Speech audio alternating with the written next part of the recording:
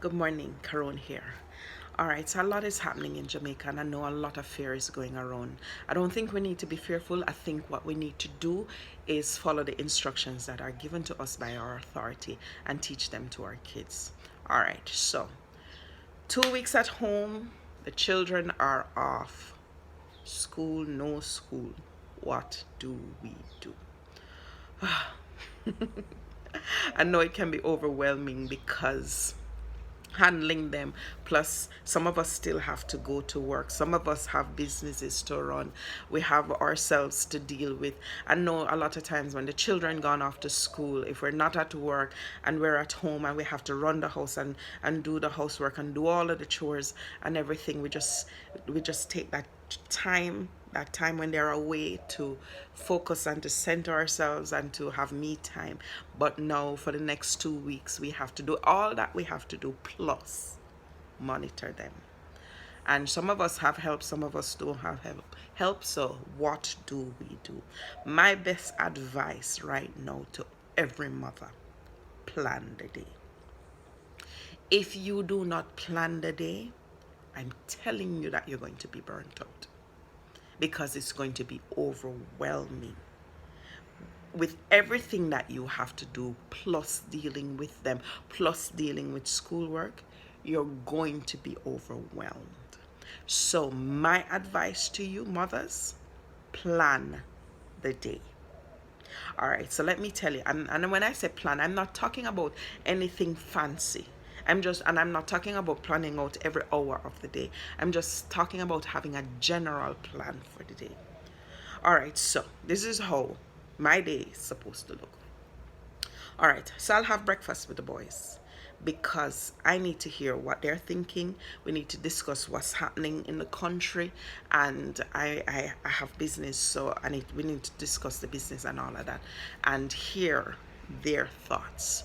So have breakfast with them in the morning. All right, school. Their schoolwork needs to be done. So the schoolwork is sent over. Make sure that you have time set apart for their schoolwork, and that somebody, if you're not there, somebody is able to check up on them and make certain that they're doing their schoolwork.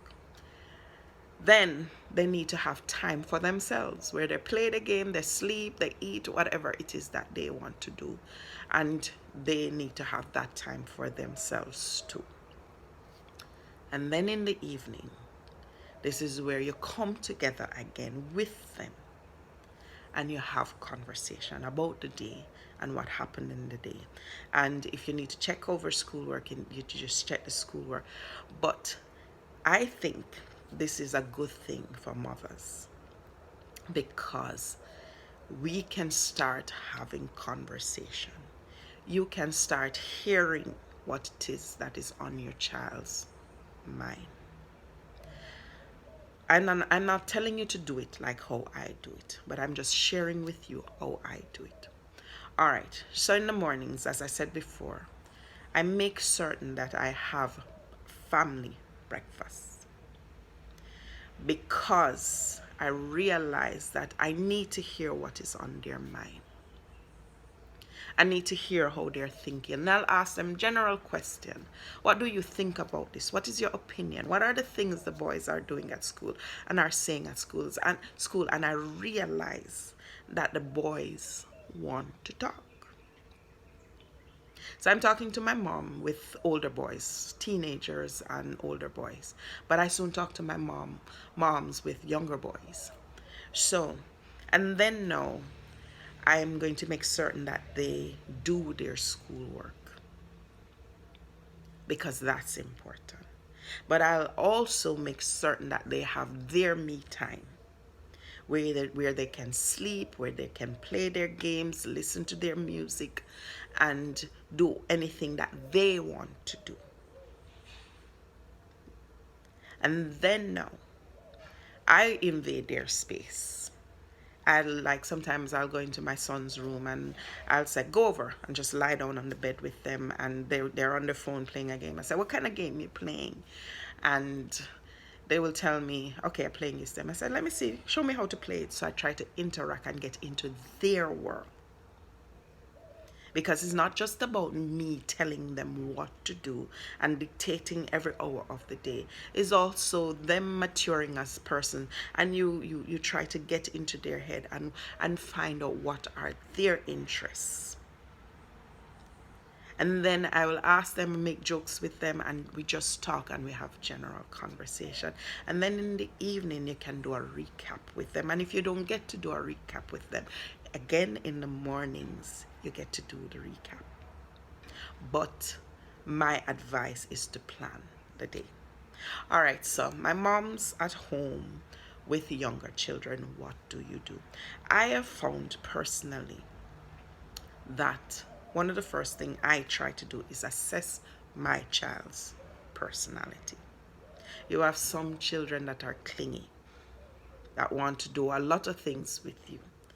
And then you have some children that are stubborn and angry and don't want to do anything with you.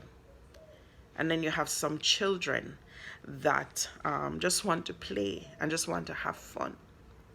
Some are quiet, some are loud. It's good to assess your child's personality. And one of the things I've found too is that most time our children have our personality. That of us are our fathers, or their fathers, or our mothers, or our auntie. I've noticed that our children have that type of personality. So it's not hard to assess them, because you can just look at yourself and know that, you know what, this child is like me. And try to remember what it is that you like to do, or what you wanted your parents to do.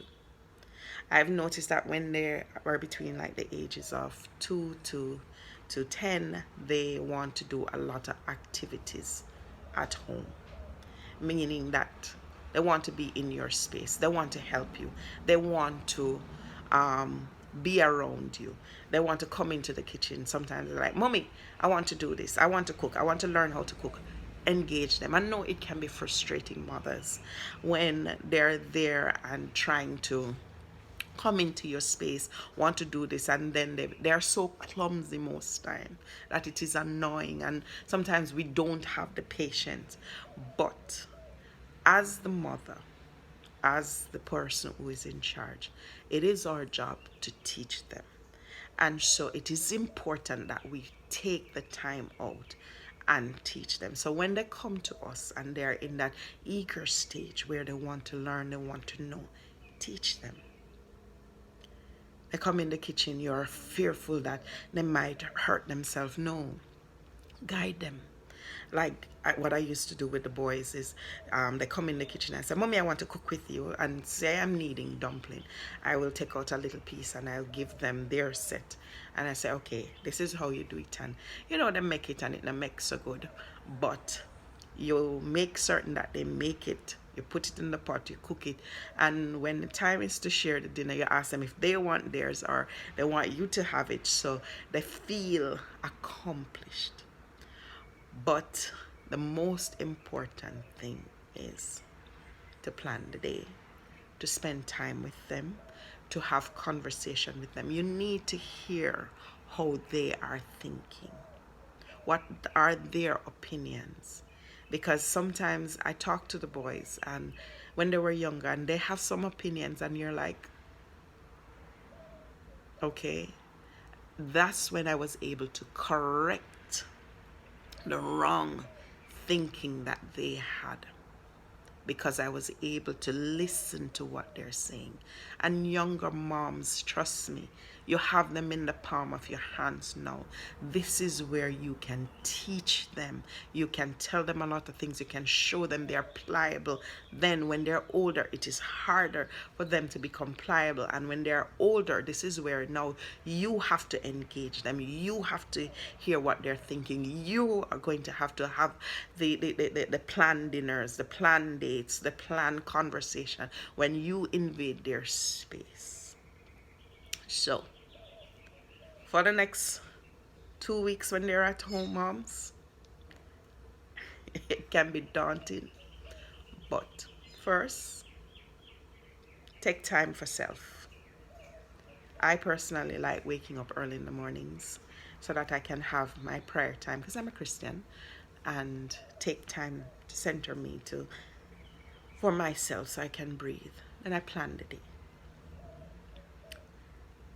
And then I can engage my children and know what it is that I want the day to look like. Some mothers plan the day.